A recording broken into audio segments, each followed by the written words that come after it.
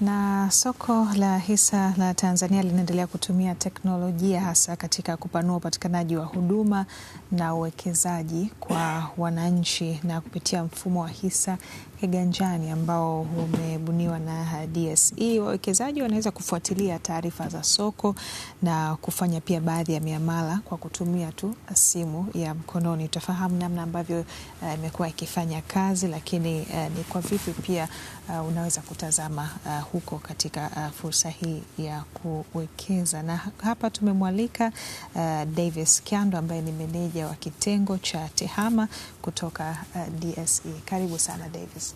Asante. Karibu sana Davis. Asante. Naam, kwa kwanza pengine tujuze kuhusiana na mfumo huu wa hisa kiganjani na namna ambavyo umekuwa ukifanya kazi. Karibu. Asante. Kwanza nashukuru kusikia kwamba pia habari za hisa ganjani zinazungumzwa. Lakini hisa ganjani kwa kifupi kabisa ni mfumo ambao unawezesha wawekezaji kuweza kufanya uwekezaji wao kwa maana ya kuweza kuuza au kununua hisa kupitia simu zao za mikononi. Na sio tu unapatikana kwenye simu, lakini vile vile hata kwa wale wanaotumia kompyuta na tablets pia wanaweza kupata mfumo huu. Kimsingi kabisa soko la hisa Dar es Salaam niliona kuna haja ya kufanya soko liwe karibu na wawekezaji. Kwa sababu tulikotoka siku za nyuma ilikuwa ni kwamba ukitaka kufanya uwekezaji ilikuwa ni lazima utoke kwenda kwenye ofisi za mawakala, mabroka soko la hisa na uweze kwenda kufungua akaunti pale. Baada ya hapo kuna baadhi ya fomu unajaza, then utakwenda kulipa pesa benki, then wao ndio watakuwa wanaweka oda kwa niaba yako. Lakini hiyo kwa namna moja au nyingine ilikuwa inafanya baadhi ya watu washindwe kushiriki katika uwekezaji. Kwa hiyo kama soko tuliona kuna haja sasa kulifanya ili soko likawa karibu zaidi na wawekezaji. Kwa hiyo tukaja na huo mfumo ambao tunauita hisa ganjani na tumeutengeneza kwa brandi ya Kitanzania kabisa kama unavyoona hisa ganjani, ili kila Mtanzania popote alipo aweze kuaccess mfumo huo na kuanza kufanya uwekezaji wake. Na mfumo ni rahisi sana. Unapatikana katika platform za kawaida kabisa ambazo tunazifahamu, ambao ni Android pamoja na iOS. Kwa hiyo nadhani watu wengi tunafahamu kwamba tunatumia application mbalimbali from iOS, from Android. Kwa pia mfumo wetu unapatikana katika hiyo njia rahisi kabisa. Kwa ukienda iOS au Android unaweza kudownload kwa jina la hisa ganjani, then utafuata hatua chache hapo mbele ambazo labda nitazieleza kwa ajili ya kuanza sasa namna gani unavyoweza kuanza. Lakini hiyo ndio kwa kifupi naweza kuzungumzia kuhusiana na hisa ganjani. Kwa hiyo lengo ni kulileta soko kuwa karibu na wawekezaji katika viganja vya wawekezaji. Kwa yule ambaye anakuwa anavutiwa na kuwekeza, mfumo wa uwekezaji wa hisa unafanyaje kazi? Asante. Kwanza ningeelezea kidogo, unaposema unawekeza kwenye hisa kwanza kwa haraka ni kwamba tunaposema mtu anawekeza kwenye hisa kwanza ni kununua, unakuwa unanunua sehemu ya kampuni. Kwa hiyo unanunua au unakuwa sehemu ya biashara fulani. Kwa kitendo cha wewe kununua umiliki wa biashara fulani maana yake tayari unakuwa umenunua hisa. Kwa hiyo mfumo wetu huu sisi ni kwamba mtu kwanza anatakiwa kujisajili. Unapokuwa umedownload ile application yako, unatakiwa kujisajili ili upate akaunti ya uwekezaji ambayo tunaita ni CDS account. Kwa ukishapata akaunti ya uwekezaji, hatua inayofuata sasa ni kuanza kuwekeza. Kwa hiyo unachokifanya, download application yako, utatumia vitu viwili. Utatumia namba yako ya simu na utatumia NIDA kwa maana ya National ID kwa ajili ya sisi kukuverify, then baada ya hapo utapatiwa sasa akaunti yako ya uwekezaji ambayo ni CDS account. Kwa ukisha kuwa umepata CDS account, kinachofuata sasa ni hatua sasa ya kwenda kununua kwa mtu ambaye ni mpya. Kwa hiyo anafungua account, then baada ya hapo ni hatua ya kwenda kuanza kununua sasa. Kwa hiyo utakapoingia katika mfumo pale utaona makampuni yale ambayo yameorodheshwa kwenye soko la hisa Dar es Salaam. Utayaona pale katika listi ukiwa ndani ya mfumo wako wa hisa ganjani.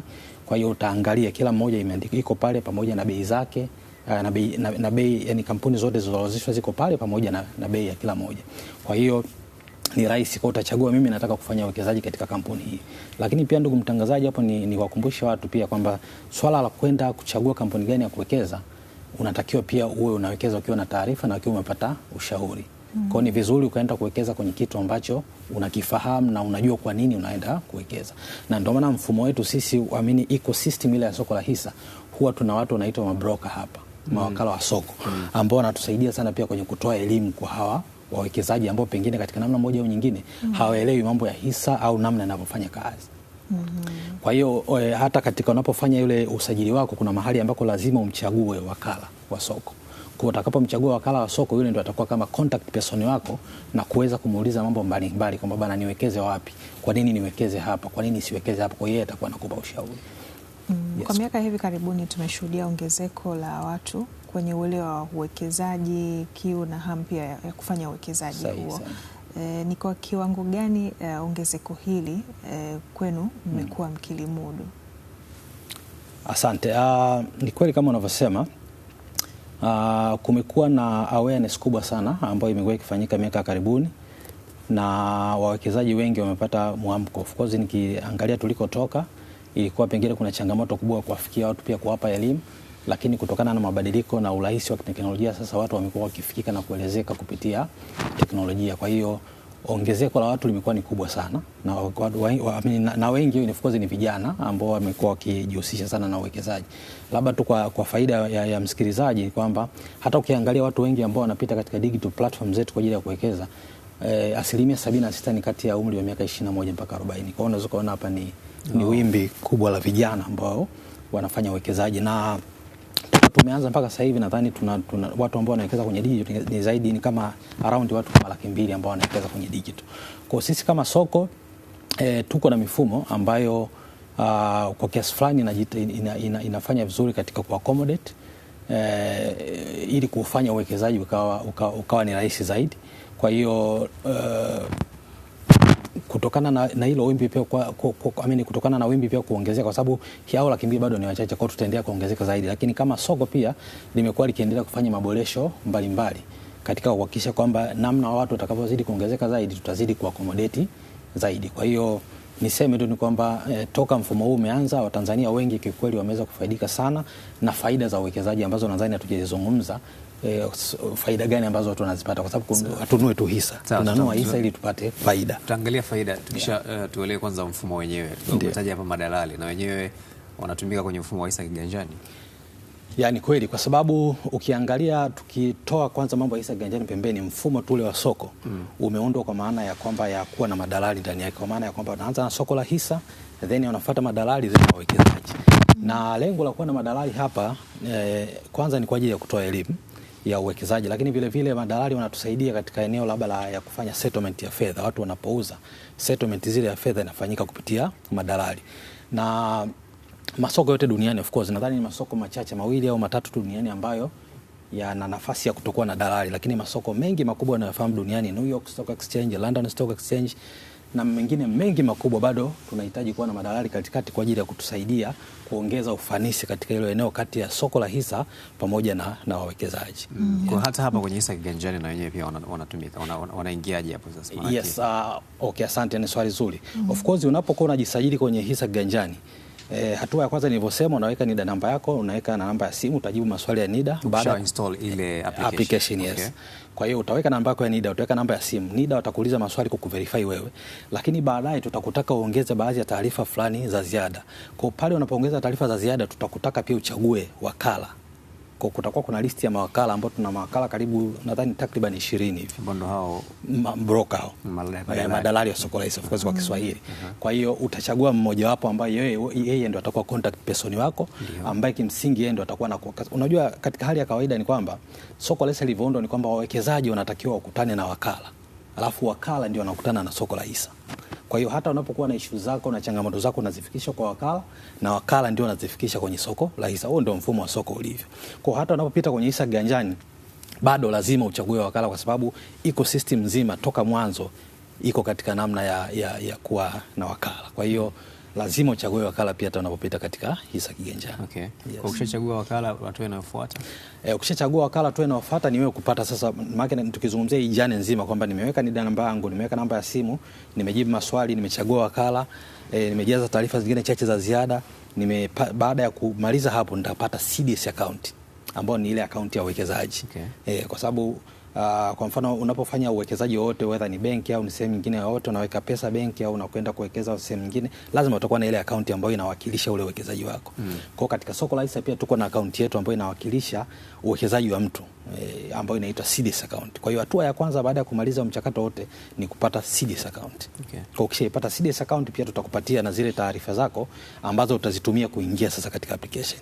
Kwa maana ya username yako, lakini vile vile na pin ambayo utaitumia kuingia sasa ndani ya application na kuanza kuangalia ufanye nini ndani ya application. Kwa uweze kununua, uweze kuona taarifa gani ambazo ziko katika soko la hisa, uweze kuuza pia kama wewe umeshanunua tayari, lakini unaweza kufuatilia magawio yako, kwa mfano kama ulikuwa unalipa siku za nyuma, na vile vile kuna mambo mengi ambayo unaweza, kwa sababu eneo la msimu sana hapa ni taarifa pia. Unajua siku za nyuma taarifa zilikuwa ni adimu sana. Ilikuwa taarifa wewe kama mwekezaji ni lazima uzipate kupitia broker wako. Lakini sasa hivi ni kwamba unapokuwa na hisa ganjani, kitu cha kwanza cha msingi ulichonacho ni taarifa, na mtu mwekezaji yoyote yule ukiwekeza bila taarifa nadhani unaweza kuwa una gambo. Kwa hiyo pale itaonyesha taasisi ama kampuni zote ambazo unaweza ukawekeza hisa. Kabisa. Kampuni zote ambazo unaweza kuwekeza, utaona bei za kila kampuni, lakini vivyo unaweza kuona zile demand na supply. Kwa mfano upande wa kuuza ziko kiasi gani, upande wa wanunuaji ziko kiasi gani, yani unaona ile appetite ya soko kwa mdau. Kwa wewe ni rahisi kufanya maamuzi kwamba okay, mdau naona wanauza hii kwa bei fulani, naweza nikafanya maamuzi nikanunua. Hamna wauzaji, labda naweza nikatulia. Au bei imebadilika, naweza nikaamua kubadilisha bei ili niweze kumatch na bei ya upande wa kuuzia. Sasa mbali na process hizo ambazo umezielezea, kuna malalamiko pia kwamba mfumo umekuwa mzito.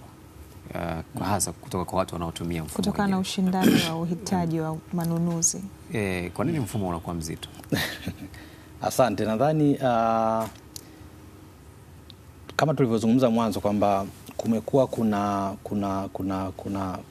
watu wengi sana ambao wamejiunga hapa katikati, na especially kuanzia mwezi Januari kuja hapa pia kuna watu wengi sana ambao wamekuwa wakinunua kwa ukubwa sana. Naweza kusema wamekuwa ni wengi in short. Kwa katika namna moja au nyingine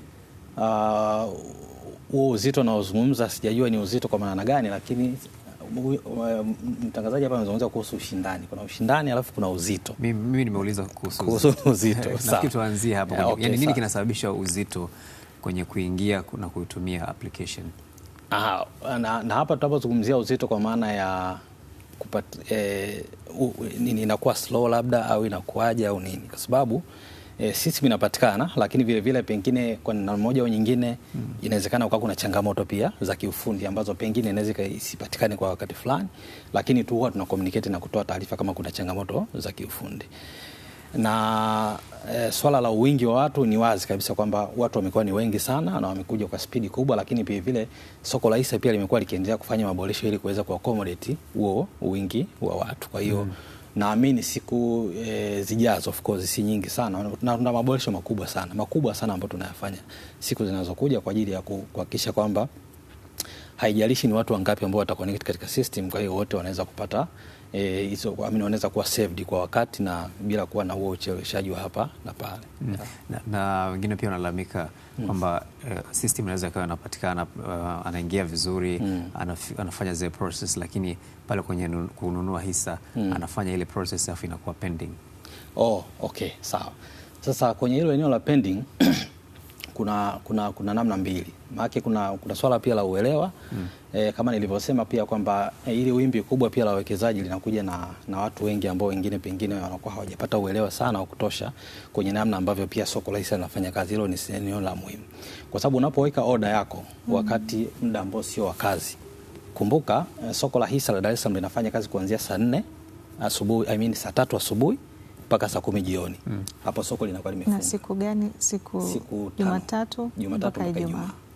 Siku za kawaida za kazi. Siku za kawaida za kazi. Lakini sisi katika huu mfumo tulisema kwamba mfumo wa hisa ganjani tutaruhusu watu kuweza kuweka order hata kama ni nje ya business hours. Kwa maana ya kwamba tunampa mtu nafasi ya anapofanya maamuzi aweze kulipia pale pale. Kwa sababu kuna mtu mwingine ni kwamba anaweza kwa labda akakutana na mtu jioni na kaelekezwa. Kwa hiyo anaweza kufanya maamuzi ya kutengeneza order yake akailipia na ikawa queued. Kwa hiyo muda ule of course kwa namna moja au nyingine order itakuwa iko pending mpaka soko litakapofunguliwa tena kesho saa 4 ndio miamala itaanza kuingia kwa ajili ya kuanza kuchakatwa sasa. Kwa sababu pia lazima tufahamu kwamba huu mfumo wa hisa kiganjani ni njia tu ya kuelekea kwenye mfumo mkuu ambao unachakata hisa, kwa sababu mfumo mkuu unaochakata hisa watu hawakutani nao, watu wanakutana huko juu na hisa kiganjani. Kwa hiyo hii ni njia ya kupita ya oda kupita kuelekea kwenye mfumo wa kuchakata hisa ambao tunaita automated trading system. Kwa hiyo yenyewe ndio inaofunguka kuanzia saa 3 mpaka saa 10 jioni. Lakini mfumo wa hisa kiganjani, taarifa zake, uwezo wa kufungua account, uwezo wa create order na kuilipia ni masaa 24 na yani 24/7, kwa maana haijalishi weekend, haijalishi Jumamosi wala Jumapili. Kwa wakati huo utakapoweka, of course order yako itakwambia iko pending. Na wastani wa order kukaa pending muda ukizidi kiasi gani ndio mtu aone kama labda kuna changamoto? Aha. Sasa mtu anapopata order ikiwa pending wakati wa business hours, kwa maana ya kwamba kuanzia saa 3 mpaka saa 10, kuanzia saa 3 mpaka saa 10, pale ikiwa inapatikana pending, tunaweza kusema hapo kuna changamoto. Lakini pending ambayo iko nje ya business hours, hiyo sio changamoto. Hiyo lazima tuelewane. Na kuna nyakati ambao kwamba order inaweza kuwa imekwenda katika mifumo na imechakatwa, lakini kinachotokea ni kwamba kunaweza kuwa kuna uchelewaji wa zile taarifa kwa ajili ya kurudi kumupdate kwamba bana order yako imetoka kwenye stage ya kuwa pending imekwenda stage ya pili. Na ndio maana hata mifumo imedesigniwa kwamba kila tunapofunga siku, tunapofanya end of day, kuna process lazima uzirun ili kuhakikisha kwamba mifumo yote imealign na zile statuses sahihi na watakiwa kuwa. Kwa soko linapofunga huwa lazima turani processes zetu, na hizo ni processes zipo kimifumo kabisa, kwamba utaifanya hii process kwa ajili ya kuhakikisha kwamba kila order imepata the right status.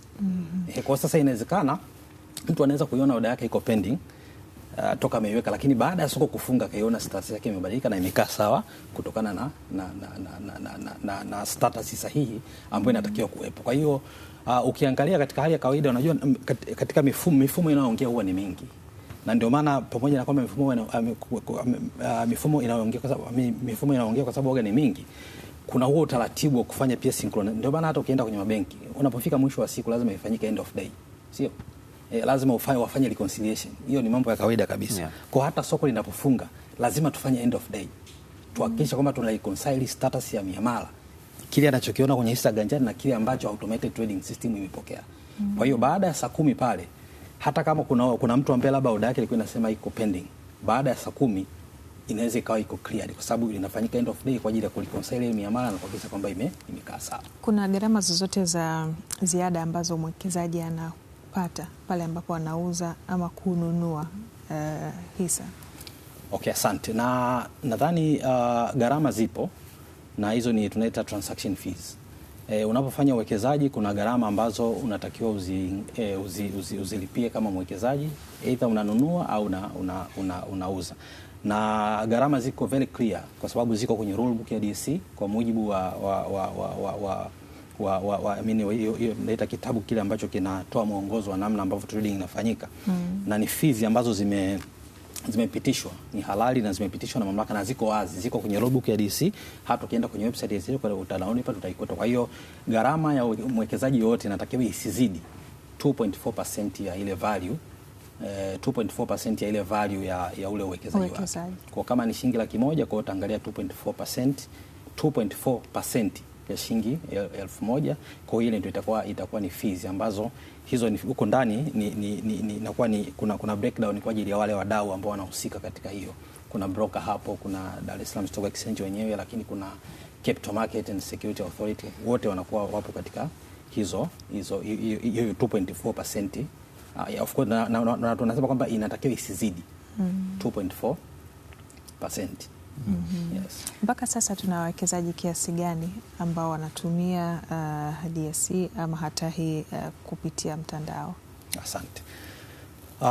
Kwa sasa kwa DSE kama soko kwa ujumla tuna wawekezaji takriban 800,000. Ni wawekezaji kwa ujumla wa soko zima la hisa Dar es Salaam wa Tanzania of course. Kwa bado tuna safari kubwa ya kuhakikisha kwamba tunawaongeza zaidi, na kama unavyofahamu kwamba hizi elimu za hisa zimekuwa popular siku za karibuni, lakini siku za nyuma kidogo kulikuwa kuna changamoto na ilikuwa kuwafikia watu kwa kweli ilikuwa ni changamoto, kwa sababu inabidi muongeze pia routes za kuja kwenye media. Sahihi. Unajua kuwafikia watu siku za nyuma ilikuwa ni changamoto, lazima waite, uende mahotelini, usafiri kwenda. Sasa hivi wanawatafuta. Lakini sasa hivi wanatutafuta, ama tunaweza kufanya hata hizi online sessions. Unaona, na tunashukuru sana pia sasa hivi tumekuwa na waelimishaji wengi, hao wanaita certified financial educators. Wamekuwa wakitusaidia na brokers pia, kwa elimu imekuwa inaenda kwa ukubwa na vile vile kwa uharaka zaidi. Kwa hiyo kwa upande wa digital peke yake, kwa watu ambao wamejiregister katika hisa ganjani, sasa hivi tuna wawekezaji takribani 200,000 ambao wao hasa wamejiregister moja kwa moja katika mfumo wa hisa ganjani. Kwa hiyo unaweza kuona pia impact ya hisa ganjani toka tumeanza rasmi 2020 kumekuwa na impact kubwa sana. Muda ungekuwa unatosha sana, ningewapa hata numbers kujaribu kuonyesha kwamba namna gani hisa ganjani imeleta mapinduzi makubwa sana katika uwekezaji katika soko la hisa la Dar es Salaam. Na kwa sababu kuna muda pia uligusia kuhusu faida. Ndio kukumbusha tu mtazamaji kwamba atafaidikaje kuwekeza kwenye hisa hasa kutumia mifumo rahisi kama hii ya hisa kiganjani. Yes, asante. Na nashukuru unazidi ku bold hilo kwamba ni mfumo rahisi, na ni rahisi kweli, kwa sababu kwanza unaweza kuwekeza popote ulipo. Unaweza kuwekeza muda wote ulipo, uwe ndani ya nchi au usiwe ndani ya nchi, sio? Kwa sababu najua pia hata mtu ambaye yuko nje ya nchi tuna tofauti ya masaa. Hii 24 hours unaona inatusaidia. Mtu yuko Marekani huko usiku mchana, lakini anaweza kufanya miamala. Faida sasa za kuwekeza katika soko la hisa, na kwa maana ya hisa sasa, ziko faida takriban 3 ambazo mwekezaji yote ambaye anawekeza kwenye soko anaweza kuzipata. Moja ni kitu tunaita capital gain, kwa maana ya kwamba mimi ninapowekeza katika hisa ninaweza nikapata ukuaji wa ule mtaji wangu. Kwa mfano leo nimewekeza shilingi 100,000 na nimenunua hisa za kampuni fulani zikiwa labda shilingi 200 kwenye hisa moja. Kwa hiyo baada ya muda kuna uwezekano, na siseme kwamba baada ya muda zitapanda, naomba niwe very clear kwamba kuna uwezekano zikapanda labda zikawa shilingi 400 kwa kila hisa, sio? Kwa hiyo vichache ni kwamba ile capital yangu pamoja na capital yangu itakuwa kwa shilingi 200 zaidi. Sio, umeelewa? Kwa hiyo ni faida namba moja, na nimekazia hapo kwamba kuna uwezekano, kwa sababu hisa pia huwa zinashuka bei. Tusikae hapa tukawa tunawaambia tu kwamba ukiwekeza tu itapanda bei. Hisa pia huwa zinashuka bei. Kwa hiyo mtaji unaweza ukashuka vile vile. Kwa hiyo ukiuza wakati hisa zimeshuka bei, obviously utapoteza, na utauza kwenye hasara. Ndio riski hizo. Yes, vile vile na fees zitakuja zitakupiga, sio, umeelewa? Kwa hiyo hiyo ni riski moja hapo ambayo inaweza ikitokea kwamba umeuza katika bei ya chini. Kwa faida ya kwanza nilivyosema ni capital gain, lakini faida ya pili, wewe unapokuwa mwekezaji kwenye hisa, maana yake wewe unakuwa ni sehemu ya wamiliki wa ile kampuni. Kwa hiyo unakuwa katika daftari la wawekezaji wa ile kampuni. Kwa hiyo siku zote, hata wewe ukiwa katika biashara yoyote ile, kama umewekeza katika biashara hiyo, unategemea upate, inapopekana faida upate gawio, basi sio upate sehemu ya ule uwekezaji, sehemu ya ile faida iliyopatikana. Kwa pia unapokuwa mwekezaji katika kampuni fulani, maana yake inapopata faida, na hapa ni stress zaidi kwamba gawio linatolewa kampuni inapopata faida. Uwezo ukapata hasara kwa unatoa gawio, sio? Hiyo iko wazi kabisa, nadhani principles zinajulikana wazi kabisa. Kwa hiyo ukipata faida, kampuni inapopata faida ya pili kwa wanahisa ni kupata gawio. Nadhani tumeona hata mwaka uliopita hapa wengi wametangaza magawio mbalimbali, na watu wamefaidika na kupata gawio kutokana na uwekezaji wake. Kwa hiyo inategemea wingi wa hisa walizokuwa nazo. Ndio maana tunawashauri watu, kama unaweza kuwekeza zaidi, maana yake unapokuwa na hisa nyingi zaidi, maana yake ndio unapata gawio kubwa zaidi. Faida ya tatu ni hisa unaweza kuzitumia kama collateral, kwa maana ya kwamba unaweza kuzitumia kama dhamana ya kukopea. Kama vile ambavyo unaweza ukatumia nyumba au sometimes kuzi hata magari wanasema, lakini unaweza ukazitumia hisa sasa kama dhamana. Kwa hiyo hiyo ni mapinduzi makubwa kwa vijana ambao nimewasema hapa. Hiyo wana comprise almost 76% au watu kutoka miaka 21 mpaka 40 hapo. Kwa maana kimi kijana inawezekana nikawa sina nyumba, sio? Lakini naweza nikatumia cheti changu cha hisa nikaenda kukopa. Kwa hiyo unaweza kuona kwamba namna ambavyo sasa hisa kiganjani imeleta mapinduzi ya kuwasaidia Watanzania, hata wale watu wa kawaida kabisa. Kwanza kuwaruhusu kuwekeza kidogo kidogo. Sikulisema hili, hisa unawekeza kuanzia hisa 10 tu. Hisa 10 ambao kwa haraka haraka ukiwa tuna kiasi gani unaweza kununua hisa? Sasa inategemea na kila hisa. Kwa sababu kuna hisa ambazo labda zina trade kwa shilingi 300, kwa hisa moja kwa shilingi 3000, kuna shilingi 5000. Yaani ukiwa tu na 5000 naweza kusema hivyo. Maana unajua ukisikia hisa na miliki hisa ile unafikiria ni mtu tajiri. Hiyo ni perception za kizamani kikweli, lakini ukiona mfumo wenyewe ulivyokuja, hata jina tulivyoita sasa hivi ni hisa kiganjani, yani ni kwamba ni kawaida tu. Umenielewa? Hata mwanafunzi ambaye yuko chuo anaweza kabisa. Na ndio hawa ninaowasema mimi miaka 21 mpaka 40 hapa, miaka 21 22 ni wengi sana kikweli wanawekeza na wanachangamsha soko. Kwa hiyo mfumo ni rahisi sana, kwa hiyo watu watumie, wajitahidi nao kwa wawekezaji, tumiliki sehemu za uchumi wa hizi kampuni ambazo zinakuja kuwekeza kwenye nchi, kwa sababu hiyo ndio lengo, kwamba kampuni zinakuja hapa zinawekeza, zinapata faida kutokana na zile biashara ambazo wanafanya na sisi, alafu sisi kama Watanzania tunakuwa hatuko sehemu ya umiliki wa zile kampuni. Kwa hiyo tumepewa hiyo fursa sasa kupitia hisa ganjani kirahisi kabisa. Hata nikiwa mwanachuo nikawa na mimi ni mmiliki wa kampuni fulani kwa nafasi yangu. Unajua haijalishi una hisa ngapi. Hata kama una hisa 2, wewe ni mmiliki na una haki zote za kuingia kwenye vikao. Na kushirikishwa kwenye maamuzi. Exactly. Yaani general meeting kwa ajili ya kupitisha yale maazimio na nini. Unaingia kule na unatoa mawazo yako. Japo inaweza asiwe na nguvu sana kutokana na uchache wa hisa zako. Lakini unaruhusiwa kwenda kwenye vikao na kuchangia na kufanya maamuzi ya vikao. Kwa hiyo huo ndio uwekezaji katika hisa, na hisa ganjani imeleta wepesi kwamba sasa kila mtu sasa hivi anaweza kujaribu. Mfumo ni rahisi, unakiingia unajisajili ndani ya dakika zisizozidi 2, kununua kwenyewe. Tena uzuri tunatumia control numbers kulipa mobile money, yani ulipaji wenyewe ni rahisi, kwa maana ya kwamba watu wanalipa kwa control number, ambao unajua sasa hivi kila Mtanzania anajua control number ni nini, kwa sababu bili nyingi zinazohusiana na serikali unatumia control number. Lakini vile vile unalipa kwa mobile money, kila Mtanzania mmoja anatumia whether ni Airtel Money, ni Voda na vitu vya namna hiyo. Lakini vile vile unaweza kulipa pia kwa mabenki na service nyingine nyingi ambazo unaweza kulipa. Kwa hiyo unaweza kuona huo wepesi wa kulifikia soko, tofauti na zamani kwamba lazima uchukue uende benki ukalipe, upewe risiti, ukitoka hapo tena upande basi uende kwa broker ukamwonyeshe risiti, broker ndio aende akakokea order. Kwa hiyo tumetoka huko, tuko katika namna ambayo nikiwa nimekaa nyumbani kwangu Mbagala naweza kufanya miamala kwenye soko na nikamaliza pasipokuwa na shaka yoyote. Na tunakushukuru sana kwa elimu nzuri ambayo umetoa tena hapo, hasa kwa sisi vijana wawekezaji. Unajua siku hizi vijana wanajiita wawekezaji. Wawekezaji wanaomaanisha ni yule wa timu zikiwa zinacheza kubeti. Sasa tunataka uwekezaji ambao mtu anawekeza kwenye hisa kama hivi. Kwa tunakushukuru sana, na kwa kumalizia tu wito wako kwa wananchi ambao wanakufuatilia. Asante. Mimi wito wangu kwa wananchi ni kwamba tushiriki, tujitahidi sana kushiriki na kuwa sehemu ya kumiliki uchumi wa nchi hii. Serikali imekuwa ikiendesha kwa muda mrefu sana sera moja wanaita financial inclusion, kwa maana ya kusimamia sana katika uchumi jumuishi, kwamba kuwataka Watanzania wengi waweze kushiriki sana katika kumiliki uchumi wa nchi hii. Kwa hiyo hisa ganjani nao imekuja kama sehemu pia ya kuunga mkono juhudi za serikali ili kuwawezesha Watanzania kuweza kumiliki makampuni mbalimbali kwa nafasi yao, lakini vile vile kuweza kufaidika na uwekezaji wa hisa na kufaidika na zile faida ambazo zinatengenezwa na makampuni ambayo yameorodheshwa katika soko la hisa. Kwa hiyo wito wangu ni kwamba uwekezaji umekuwa ni rahisi sana. Kwa hiyo kama Mtanzania usibaki nyuma. Yani jaribu, kwa sababu ni rahisi. Yani jaribu, unaanza kidogo kidogo, kwa sababu unaanza kuwekeza kidogo, wala hatukubani sisi. Ni hisa zako 10 leo nanunua 10, kesho 15 na vitu vya namna hiyo. Kwa hiyo unakuwa unajifunza. Kwa hiyo tujitahidi kushiriki katika uchumi wa nchi kwa kuwekeza katika hisa. Tutumie mfumo wetu wa hisa ganjani ili kufanya uwekezaji wetu kwa namna ambayo itakuwa ni rahisi zaidi pasipo kutumia nguvu. Huo ndio wito wangu.